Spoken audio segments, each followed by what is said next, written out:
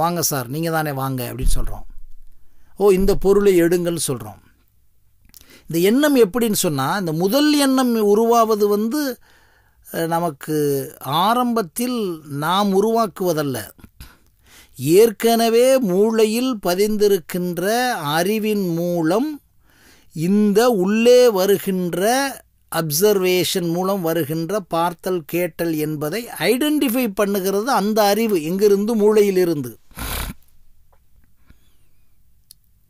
இந்த மாதிரி எண்ணமாக பதிந்த அறிவு, அதைத்தான் மனம், புத்தி, சித்தம், அகங்காரம் என்ற அந்த கரணங்கள் என்று கூறுகிறார்கள். இப்படி சொன்னால் நமக்கு விளங்கவில்லையே. அதைத்தான் நாம் பிரிக்கிறோம். உள்ளே செல்லும்போது வெறும் உணர்வு, அந்த உணர்வு உள்ளே சென்றவுடன் எண்ணமாக மாற்றப்படுகிறது.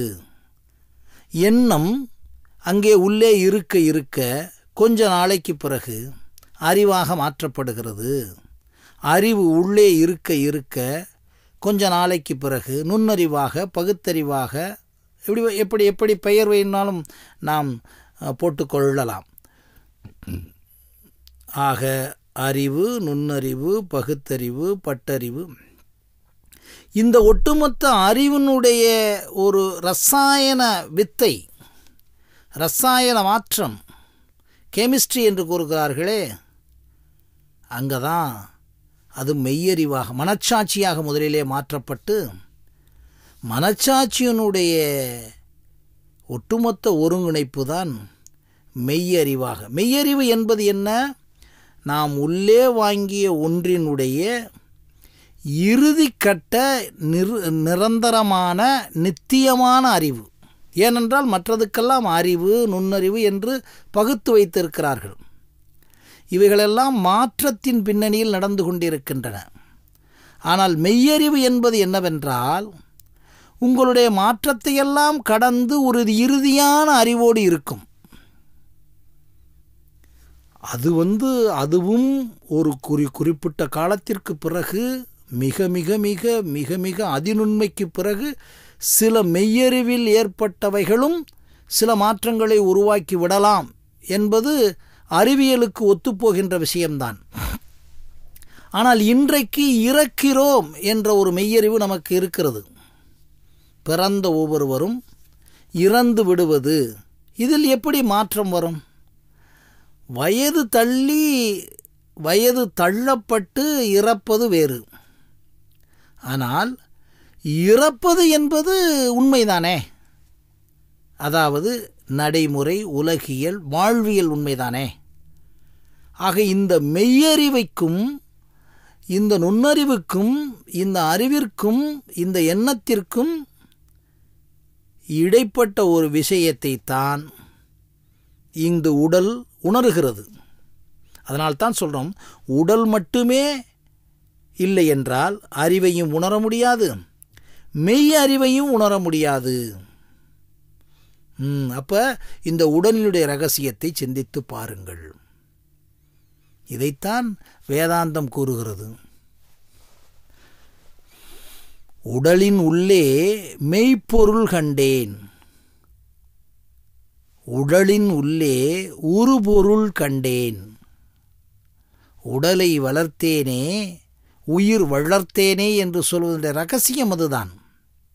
எனக்குள்ளே இருந்து ஒன்று தூண்டுகிறது, பலர் கூறுகிறார்கள். அதை இவர்கள் என்ன வைத்து விட்டார்கள்? இறைவன் தூண்டுகிறார் உள்ளிருந்து, இறைசக்தி என்னை தூண்டுகிறது. இல்லை, உங்களுக்குள்ள இருக்கக்கூடிய மரபணு திறனின் முற்றிய நிலையான ஒரு பொருள் என்பதன் இந்த இடத்திலே அந்த சக்தி உள்ளிருந்து தூண்டிக்கொண்டே இருக்கிறது. இதைத்தான் நாம் அடிக்கடி பேசிக்கொண்டிருக்கோம். எத்தனை குழந்தைகள் இருக்கின்றன? 4 குழந்தைகள் இருக்கின்றன. 4 குழந்தையிலே ஒரு குழந்தை மட்டும்தான் அறிவாளியாக, திறமையானவர்கள். நமக்கு பிறந்த குழந்தைகளே, ஏன் ஒரு குழந்தை மட்டும் அப்படி அறிவாளியாக இருக்கிறது? நினைத்து பாருங்கள். நம்முடைய குழந்தை, நம்முடைய மனைவிக்கும் நமக்கும் பிறந்த குழந்தை கன்ஃபார்ம். 2 வருடங்களுக்கு பின்னால் பிறந்த குழந்தை கன்ஃபார்ம். அப்புறம் ஏன் அப்படி சிந்தித்து பார்த்தால்தான் அப்புறமே அந்த குழந்தைக்கு மட்டும் வருது, ஓ இதற்கு மரபணு திறனுடைய ஆக்கிரமிப்பு இருக்கிறது. அது எந்த மரபணு திறன்? இன்றைக்கு விஞ்ஞானம் வந்துவிட்டது.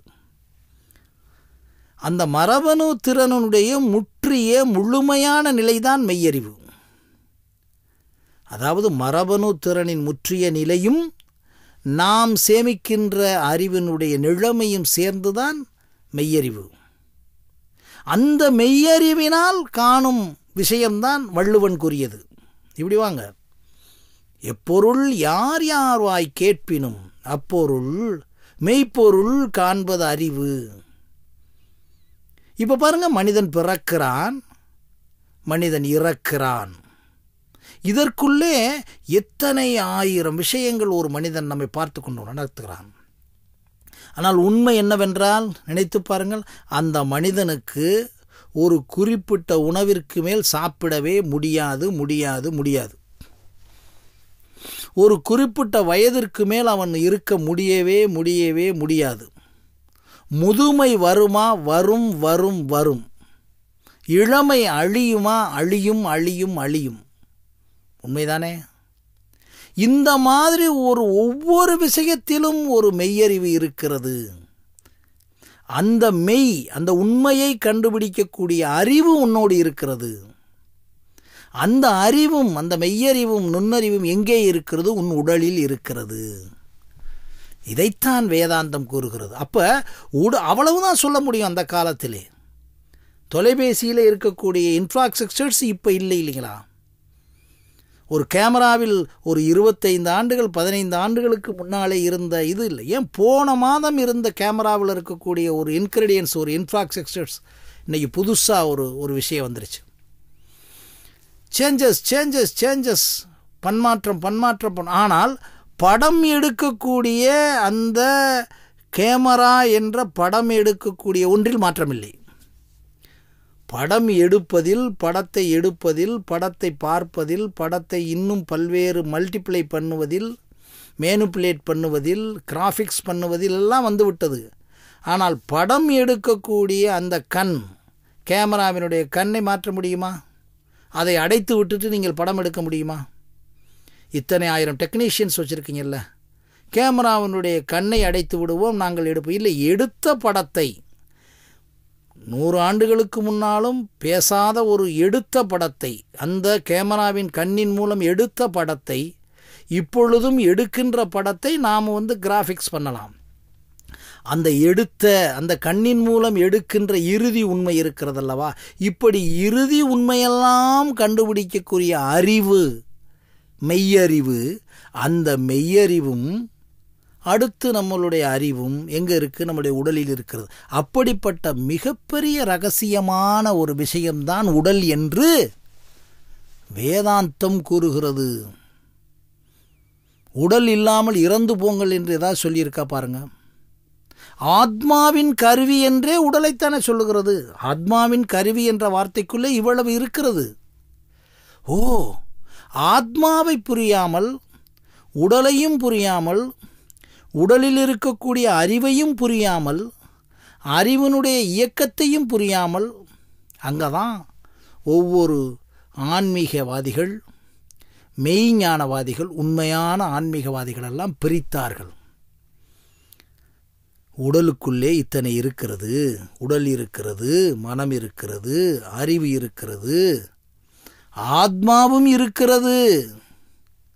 மற்ற விஷயங்களெல்லாம் இயக்குவது விஷுவலைஸ் பண்ணிவிடலாம் நீ. ஆனால் ஆத்மா இயங்குகிறதே, அதை உன்னால் விஷுவலைஸ் பண்ண முடியாது. இன்றைக்கு ஆத்மாவையே விஞ்ஞானம் என்ன கூறிவிடுகிறது?